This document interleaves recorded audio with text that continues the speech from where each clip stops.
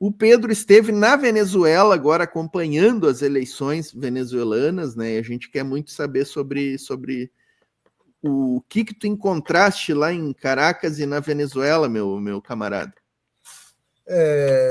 Primeiro aí, vocês chamam, eu como bom soldado me apresento, né? Mas como bom soldado também a gente tem disciplina e cumpre as tarefas dentro da disciplina revolucionária. Eu tenho estado ausente aí porque são muitas as tarefas. Hoje, por exemplo, acabei agora, como a gente havia combinado um horário, eu estava com o Cláudio da Prática Política tratando sobre a Venezuela. Amanhã nós temos o dia todo de atividades organizativas aqui, que começa às 8 da manhã, no processo de construção da batalha.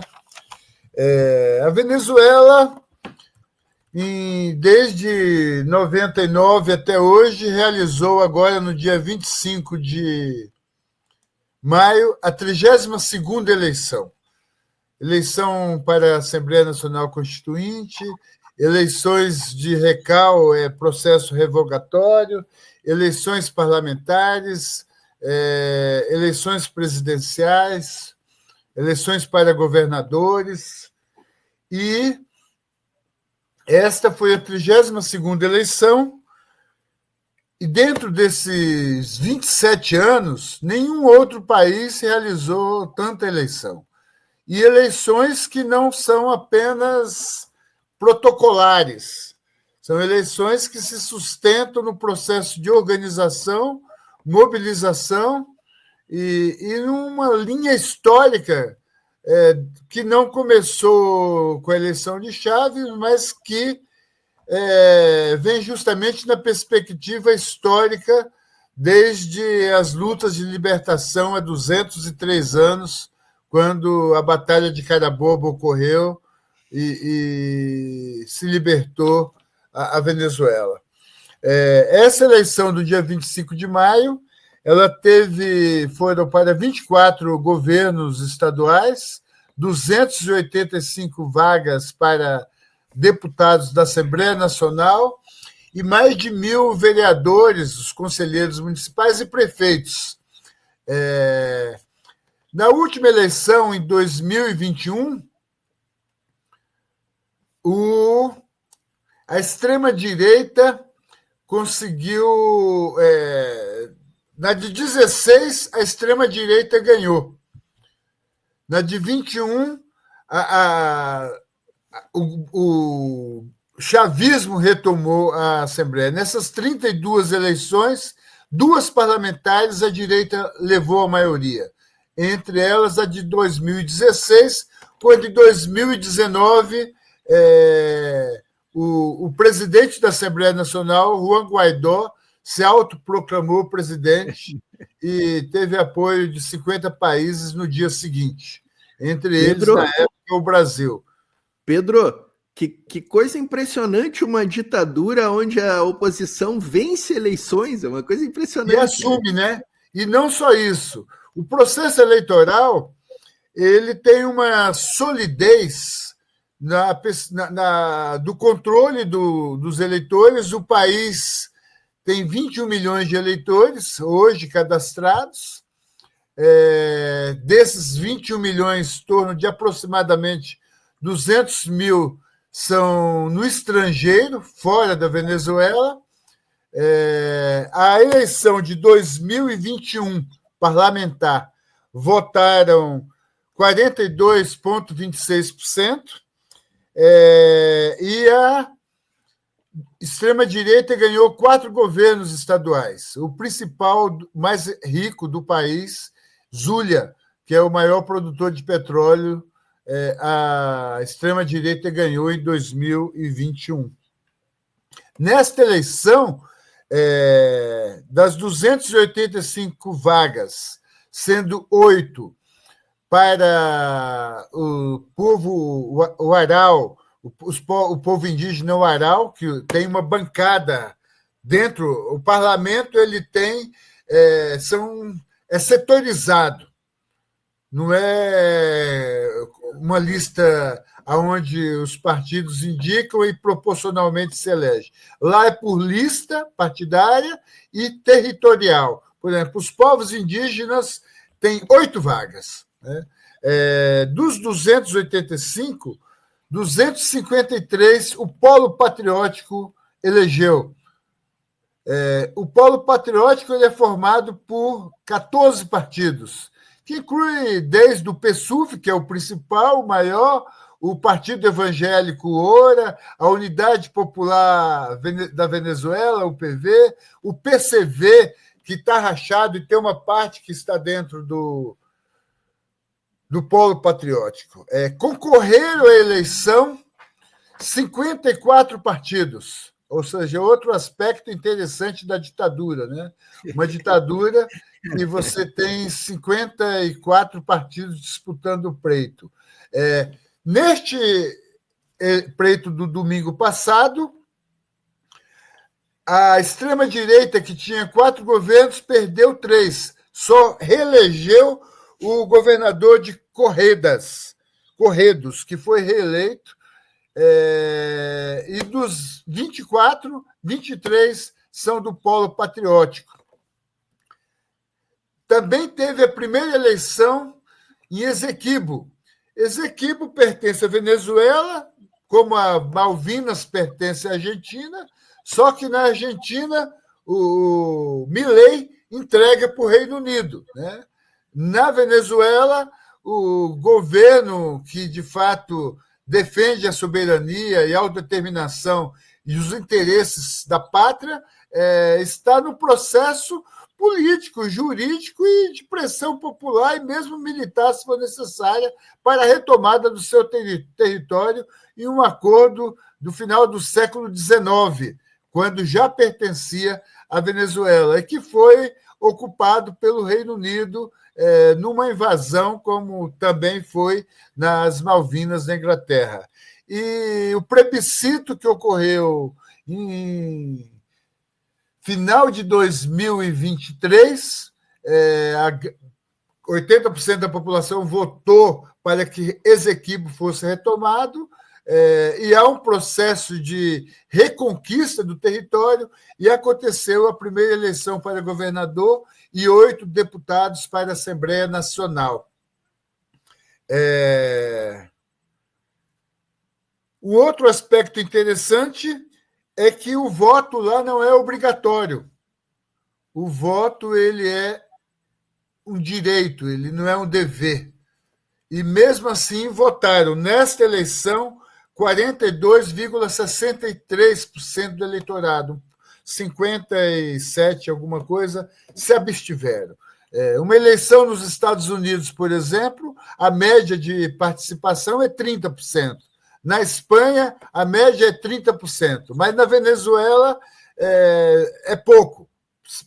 Então, eu diria, e um outro aspecto nessa eleição que chama a atenção é que na eleição presidencial do ano passado, de 28 de julho, também tiveram 10 candidatos a presidente. Não foi apenas Edmundo González e Maduro, como desde as pesquisas eleitorais, da divulgação das atas falsas, da tentativa de uma nova temporada para o Guaidó, um autoproclamado, como tentaram fazer com Edmundo, inclusive em República Dominicana, ele foi lá se autoproclamar, mas não teve nem eco.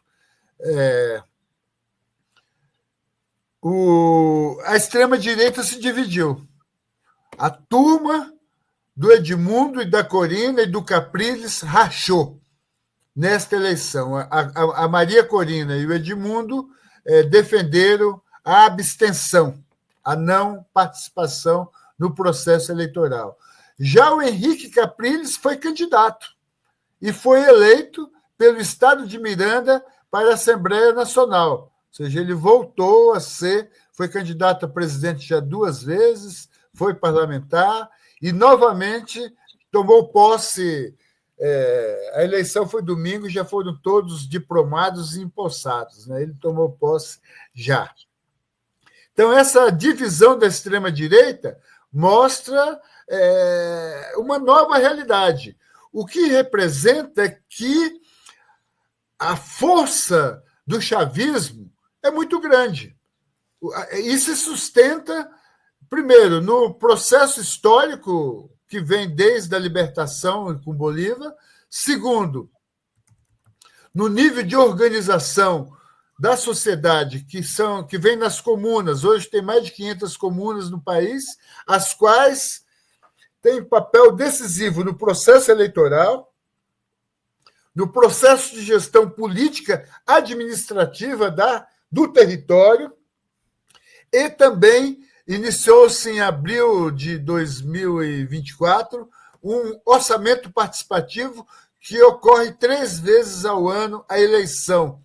E lá, a população, dentro da comuna, ela não apenas escolhe o que será feito, mas ela executa. O orçamento é sob responsabilidade e gestão da própria direção da comuna. Então, as comunas têm papel fundamental.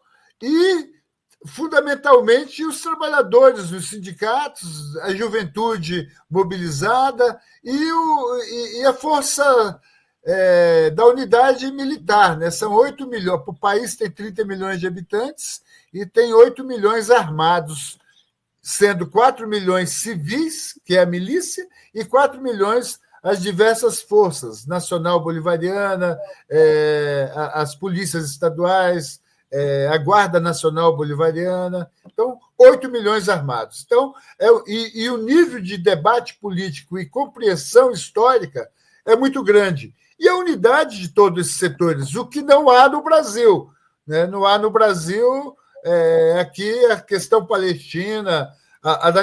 Hoje tem gente, até Venezuela, né? Tem setores de esquerda aí que chamam o Maduro de ditador e tem setores que ainda hoje não reconhecem a eleição e pedem a ata, inclusive o próprio governo brasileiro. Né? Que a gente espera que supere esse equívoco, esse grande erro, e chame e convide formalmente a Venezuela para se integrar ao BRICS na reunião que ocorrerá nos dias 6 e 7 de julho, no Rio de Janeiro, já que o Brasil está presidindo o BRICS. Então, de uma maneira bem sintética, contribuindo com a voz trabalhadora, que é a voz do povo, que é a resistência, um pouco. E estamos abertos aí para alguma pergunta aí.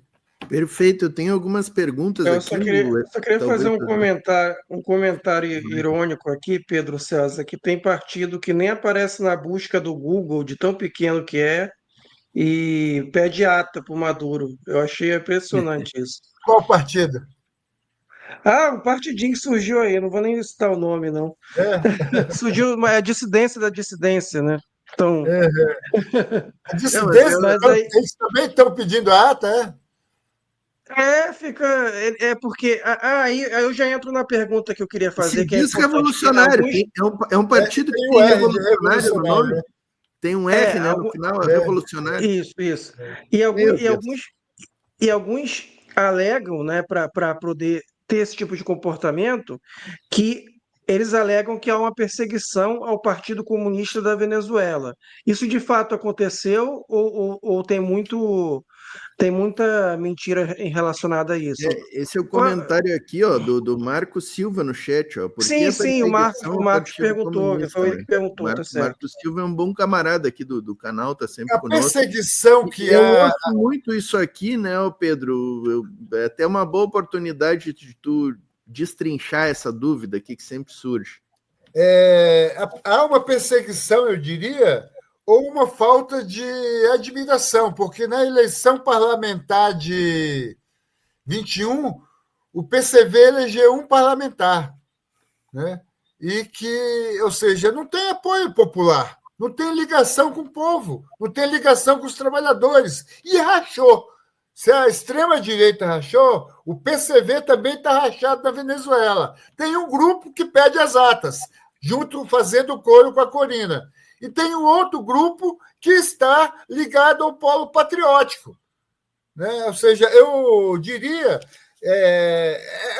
eu falava pouco com o Cláudio da prática política, até 90 ou até antes, eu particularmente... os comunistas históricos, aí, e eu me enquadro nessa linha, a gente tinha um pouco a ideia de que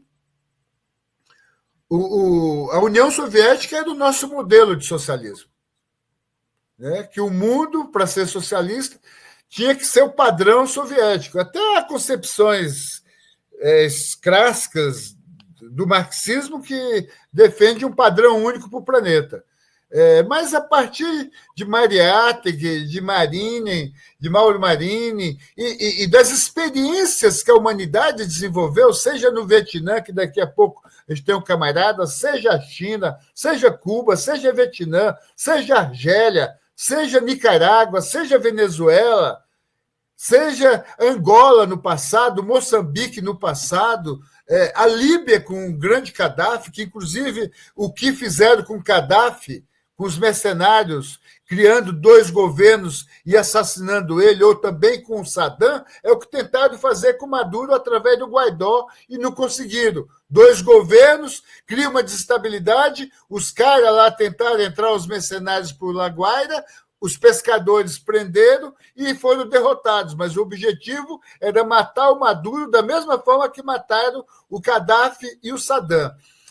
Então, o socialismo, ele tem cada nação, cada povo, cada cultura, a diversidade da nossa formação cultural. A Argélia, por exemplo, a Argélia é um país socialista e as mulheres usam lá o lenço. Eu estive na Argélia e eu estive em lugares lá que as mulheres tiravam o lenço, acendiam seu cigarro no meio de um monte de homem, ficava rindo, batendo papo e conversando, né? E com certeza que tem gente que acha que o lenço lá é tortura, mas as mulheres usam e têm a sua identidade. No Irã, eu vejo aqui a reprodução de vídeos, uma mulher saiu só de calcinha na rua, lá em Teherã, aí a polícia chegou nela, né? Ela não estava sem lenço, ela estava sem roupa, só de calcinha. E aí a polícia chegou nela. Aí vieram bater e só essa turma aí do R e outros, né? E eu quero que saia aqui, Brasília, Rio, você vai para a praia, tudo bem, mas se você sair na rua de uma maneira indecorosa, que cria uma situação... Então, o socialismo, ele tem alguns princípios. A socialização dos meios de produção, a garantia da distribuição, da produção, para que todos tenham as suas necessidades satisfeitas, a construção de um poder popular que pode ser armado, que pode ser sem ser armado, mas que tem efetivamente o controle e a participação efetiva das massas. Não precisa ser. Nós não vivemos o comunismo para não ter Estado. O Estado ou é da burguesia, como é aqui no Brasil, estou falando do Estado, estou falando de governo e nem estou entrando nesse mérito. Ou é o Estado dos trabalhadores, como é na Venezuela, como é em Cuba, como é em Nicarágua, como é na Argélia, como é no Vietnã. A China, então, a China é um exemplo que o socialismo chinês, lá, cada cidadezinha no interior tem um banco do Estado para financiar a mulher que costura, a mulher que cozinha, o trabalhador que mata um porco para vender. Eles chamam de socialismo. Eu vou dizer que não é. Tirar 800 milhões da miséria e lá você não encontra tanta gente, não encontra gente como a gente vê em São Paulo ou aqui em Brasília, miseráveis, mexendo no lixo para comer. Então, o Partido Comunista da Venezuela ele também rachou. Tem uma parte que compreendeu o processo histórico daquele país, que eles se integram, e estão integrando. E outra parte que está questionando. Cada realidade, cada nação, cada povo, cada identidade. O Evo Morales ele nos ensinou muito quando ele criou o Estado Plurinacional da Bolívia. O Brasil tem tem 300 e poucas etnias indígenas. Eu sou do Pará. O Pará das ilhas é um, o Pará do oceano é outro, o Pará do sul é outro. Um estado. Imagine o nosso país. Então, não tem como você querer padronizar esse modelo. Não existe modelo. Cuba hoje vive uma situação que se supera e vai se superar mais e mais. Então, não há perseguição. O que há é um processo... Se tivesse perseguição, o Partido Comunista não estava atuando, inclusive boa parte dele no polo patriótico, né? Perseguição aconteceu aqui no Brasil, que o Partido Comunista tem 102 anos, e destes 102, mais de metade foi na clandestinidade, proibido. Isso é perseguição, né?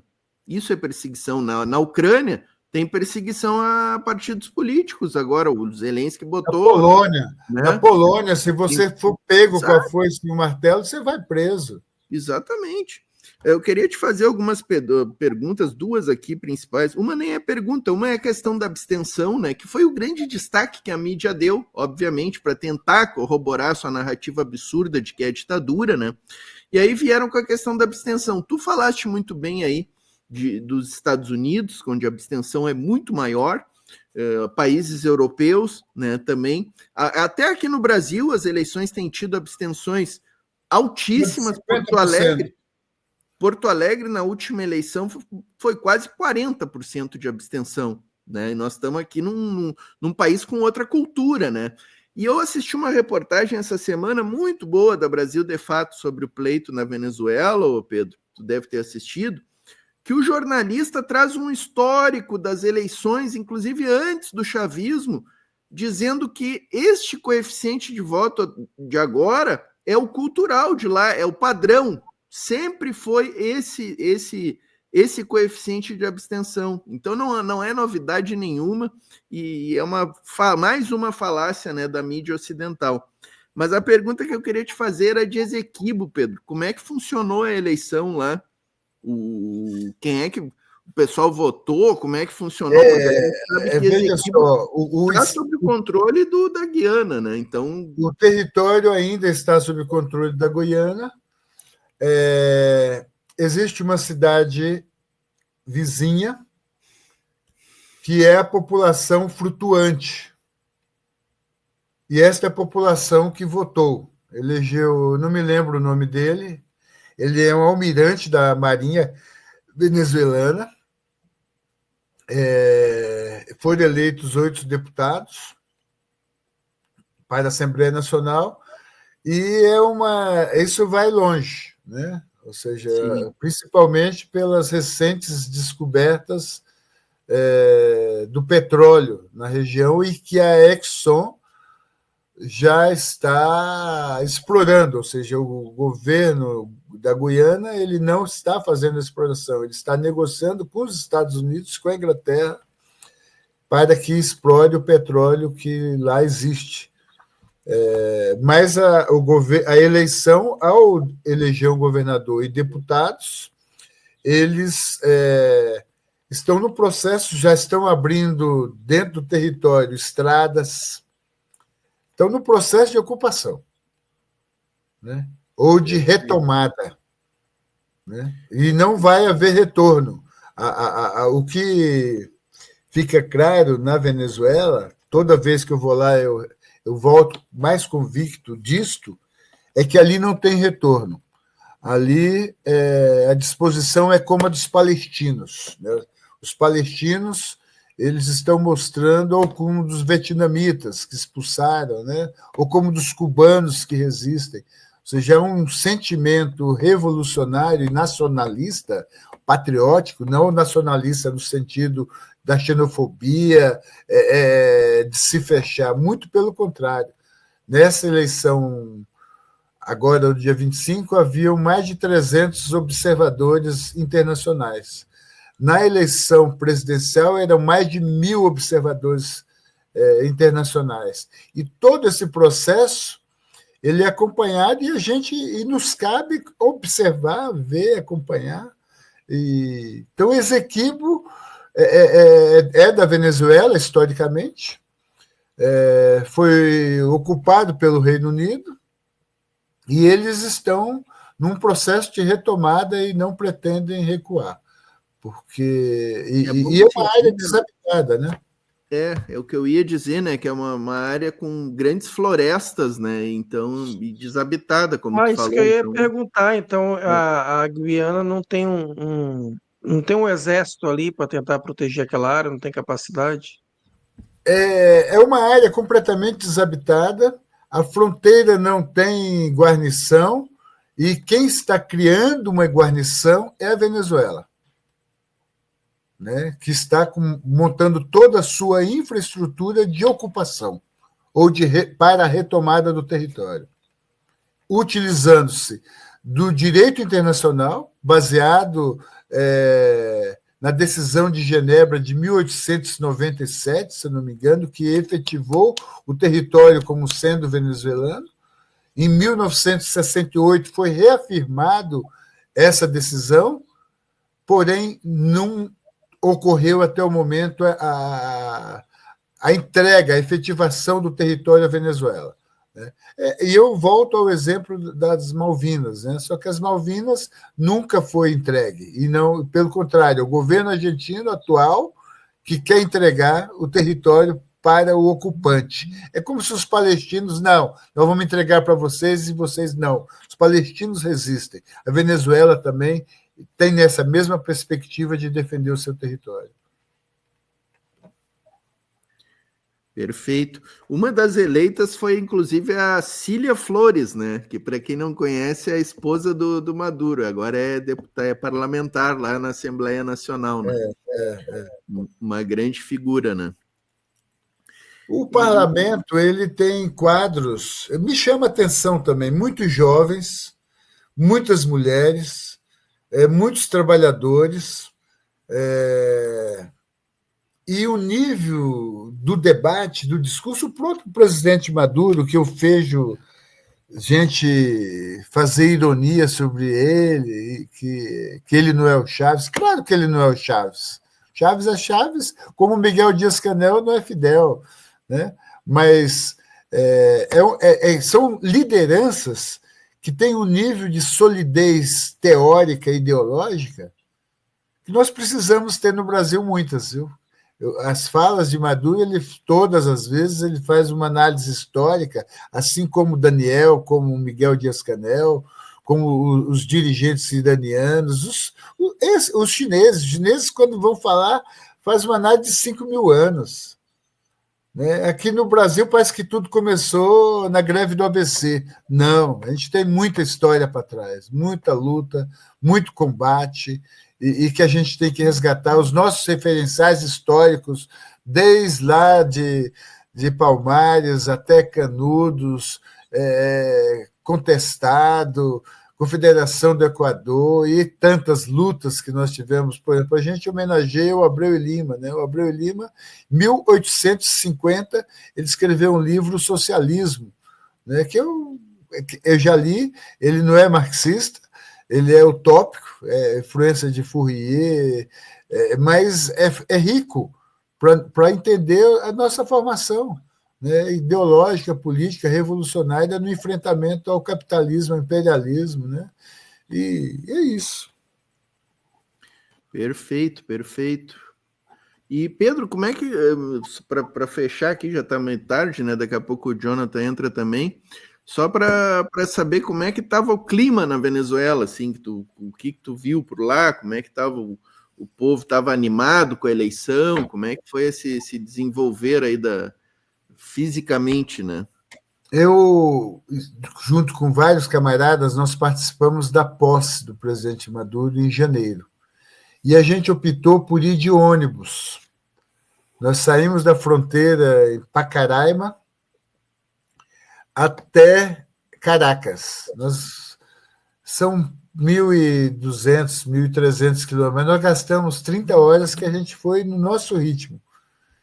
Então, Pedro, uma curiosidade, até Pacaraima, como é que tu chega? Tu vai até Manaus, até Belém? Boa Vista, Roraima. Boa Vista, pega um avião até Boa Vista e depois... Isso, Boa Vista. Tem estrada? São 50 quilômetros, menos de 100 quilômetros até Pacaraima. Ah, tá. Né? É pequeno o trecho, a estrada é boa, a estrada toda é boa. E lá em janeiro, eu pude ver o interior do país.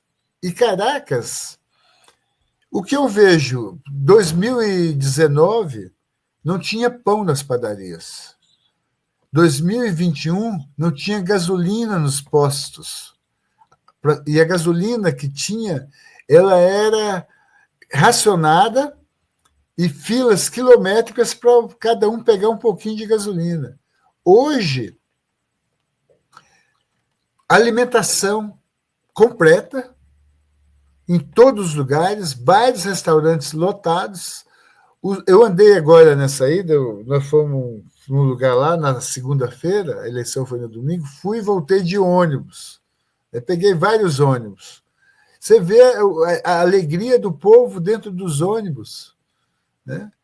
Você vê o povo nas praças, as famílias com as crianças.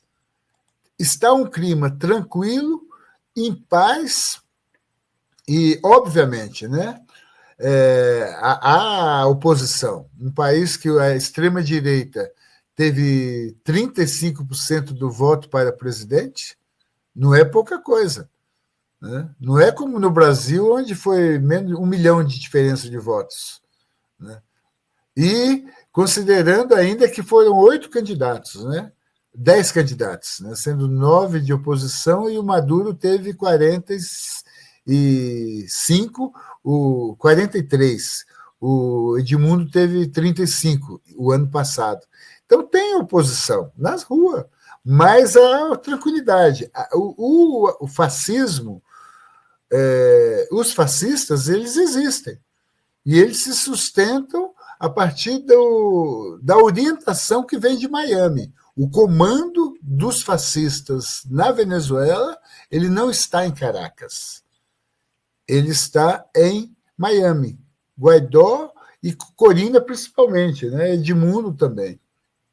Ou em Madrid, né, Pedro? Em Madrid tem uma forte também presença. Tem uma turma em Madrid que é a turma que e o Vox, que é um partido espanhol, cumpre esse papel de articular a nível da nossa região e até no planeta a extrema-direita, né? E alguns fascistas venezuelanos também foram para Madrid, apoiados pelo Vox, como os fascistas brasileiros hoje, o 03, está lá apoiado pelo Trump, né? E pelo Marco Rubio, que são todos da mesma laia, fascistas sionistas. Eu estava ouvindo... Em Madrid, em Madrid tem um bairro que é a Little Venezuela, inclusive. Tem um canal que eu acompanho, que é o Red, da Espanha, do Pablo Iglesias. Deve conhecer, né? O Pablo Iglesias. E tem uma equipe boa de jornalistas. O canal é dele, né? Canal Red. Tem o Red Latinoamérica, inclusive. E eles abordam, inclusive aqui do Brasil, eles falam, né? É legal de assistir, porque lá eles falam bem do Lula, né? A esquerda da Espanha fala bem do Lula, né? Ao contrário de alguns aqui da nossa esquerda, né? Desculpa te interromper. Mas a questão de falar bem do Lula depende do Lula, não depende de quem fala. A Venezuela é um exemplo. Eu espero que agora, na reunião dos BRICS, ele reconsidere a posição dele. Não vai reconsiderar, por exemplo, eu não estou criticando o Lula, eu estou falando fatos, né? A questão da Palestina, o Lula é firme na denúncia, mas já tinha que ter parado de mandar petróleo. Sim. Não tem sentido o Brasil ficar mandando petróleo para matar palestino. Pedro, eu estava vendo tu falar da Venezuela nos BRICS, né? A nossa grande... né? A gente quer muito ver isso aí, né? Mas eu assisti uma manifestação de um embaixador que é assessor do Celso Amorim, lá, trabalha no Planalto, junto com o Lula. É Aldo alguma coisa. Aldo, agora eu me esqueci o nome dele. Num evento como é que é a fundação do PT? A Perseu Abramo. Perseu Abramo fez um ótimo evento sobre BRICS com a presidenta Dilma, fazendo uma fala maravilhosa. E aí depois veio esse embaixador na sequência e o Pomar perguntou para ele, o Pomar estava coordenando a mesa, e o Pomar perguntou da Venezuela. Porque na fala desse embaixador, ele diz que um dos problemas atuais do BRICS é o desequilíbrio da América Latina, que a Ásia está com muitos muitos países da Ásia e poucos da América Latina. E aí ele fala em Colômbia e no México, se não me engano, ele falou. Aí o Pomar perguntou, e a Venezuela, hein? Eu vi que tu falou na Colômbia, no México, e a Venezuela, como é que fica? Botou ele na saia justa. E aí eu tava esperando, eu tô torcendo para que a Venezuela entre no BRICS, né? Aí eu esperei que o embaixador ia dizer, não, a Venezuela tem chances e tal, e aí ele descartou completamente. Então foi uma ducha de água fria para mim aquilo ali. Mas então, isso tem a ver, provavelmente, existem várias possibilidades, né? Eu estava com muita esperança só que a Lula Venezuela... que poderia responder o fato verdadeiro. Mas uma das possibilidades é que a Venezuela, efetivamente, na nossa região, aqui na América Latina, cumpre o papel de liderança no campo da esquerda. Claro. E, economicamente, a Venezuela cresceu mais de 8% o ano passado, no primeiro trimestre de 2025 cresceu mais de 9%, e essa disputa de liderança talvez seja um dos motivos que impeça o Lula de compreender que não tem que ter essa disputa. O inimigo ele está lá do lado do Rio Grande, lá em cima. Ele não está aqui do nosso lado, né? Mas o presidente Maduro costuma dizer que o B de BRICS é de Bolívar, que já defendia a pátria grande, né? E outra coisa, você anda na Venezuela, você vai ver só ônibus chineses, você vai ver produto da Rússia. Então, a Venezuela já está no BRICS. A Venezuela é parte do BRICS. Infelizmente, o presidente Lula não entendeu isso ainda, e o governo do presidente Lula não entendeu isso. Eu espero que na reunião até o dia 6 e 7 de julho, temos pouco mais de um mês, deve ter alguma coisa prevista aí. A Internacional Antifascista estará fazendo uma atividade durante o BRICS contra a guerra, em defesa do povo palestino, pela paz mundial, pela unidade regional da América Latina e pelo ingresso da Venezuela no BRICS também. Nós estaremos no Rio de Janeiro com uma atividade.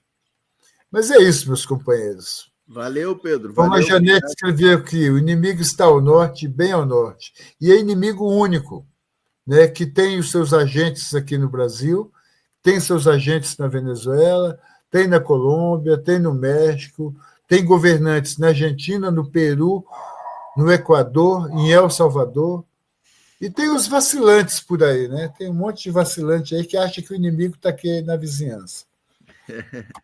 Perfeito, perfeito. Obrigado, Pedro, pela presença aí, força aí nas frentes que tu coordena e participa aí, estamos sempre acompanhando aí, conta com a Voz Trabalhadora sempre, né? Quando botar postagem lá da Internacional Antifascista, bota a Voz Trabalhadora no Collab lá, que a gente está com bastante seguidor. Perfeito, e amplia o sinal da fumaça, né? Excelente. Inclusive, valeu, a gente conversa depois que a gente tem que falar mais sobre... O nosso grande instrumento é construir esses collabs em todos os veículos, não apenas nas plataformas, mas nós temos a questão de ter o inimigo comum, exige um programinha mínimo comum, da unidade, da defesa do patrimônio nacional, da defesa dos direitos dos trabalhadores, contra o neoliberalismo, em defesa do povo palestino, em defesa da soberania das nações, da paz mundial, contra a guerra. A indústria armamentista não nos interessa. Bom trabalho, parabéns. Vamos em frente. Com certeza. Estamos em todas essas frentes aí, Pedro. Valeu. A gente vai conversando. Um abraço. Tchau para vocês.